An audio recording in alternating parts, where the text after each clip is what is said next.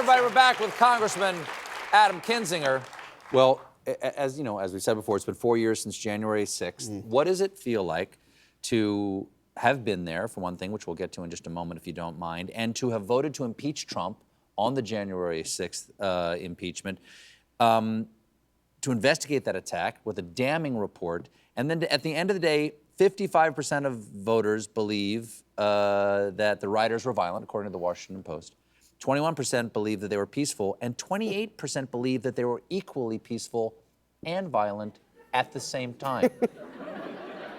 I mean, it's a good survey because it's indicative of like this kind of split world that we live in, where everybody has their. But what this shows is Donald Trump set out to whitewash what happened on January 6th, and he succeeded with a significant number of people.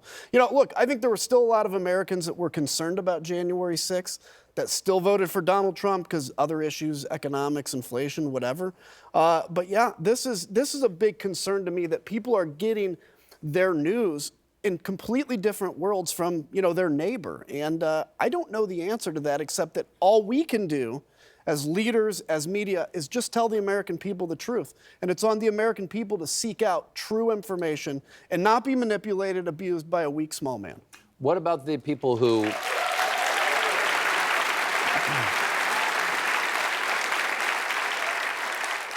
What about the people who testified before the January 6th committee, who, and also the members of the committee, of course, but Donald Trump has said he's going to go after all of those people. Kash Patel said he's going to go after those people. Do you have any advice? Would you say lawyer up? Yeah, I mean, look, it's... Because that took courage for those people to do that. Yeah. Look, I mean, Donald Trump's made it clear. You know, today, with all the stuff going on, everybody's like, well, now we can move on from January 6th because we had this peaceful transfer today. I'm like, well, everybody's fine with moving on except Donald Trump. He keeps having to revisit it because we embarrassed him on the committee. We showed how inept he was. What do you think embarrassed him the most? What do you think the thing you said or did on that committee that just burned his buns the crispiest? I think it's two things. So I think sitting and doing absolutely nothing for 187 minutes while he was watching the Capitol be sacked. At the best way you can describe it for him is that he was completely incompetent and inept and frozen in indecision. Of course, I think he was waiting to see what the outcome would be and how it happened. The other thing is everybody, with one or two exceptions, that spoke to the January 6th committee were Republicans. Were Republicans in good standing. Were ruby red Republicans that sat there, told the truth about how ill-qualified Donald Trump was for office. And I think that obviously bothered him. Well, January 6th committee is the #1 target for him right now. A lot of people he's mad at, including people who testified, but as I said, he wants to think you guys should be in jail. How good is your toilet hooch?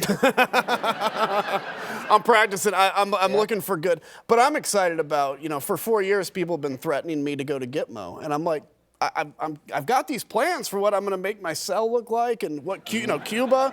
So get hard. Let's get on with it. Get hard, yeah. I've been lifting a lot. I'm ready to go. Oh, wow. Yep. Good. Bernie Sanders says that he thinks Biden should offer preemptive pardons to a host of different people, including the people in the January 6th committee. I know that you said on CNN that Anderson Cooper asked you, point blank, would you take a pardon if offered to you? And your answer was? No. Why? No. Because I didn't do anything wrong. Okay. I mean, look,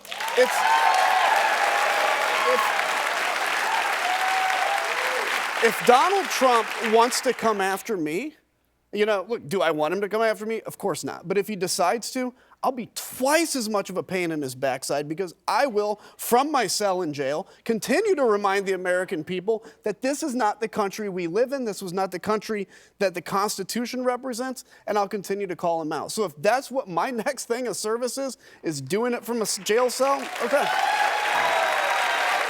Can I have your pardon? Yeah, you can. All right. We've got to take another break here, but stick around. We'll be right back with more Congressman Adam Kinzinger.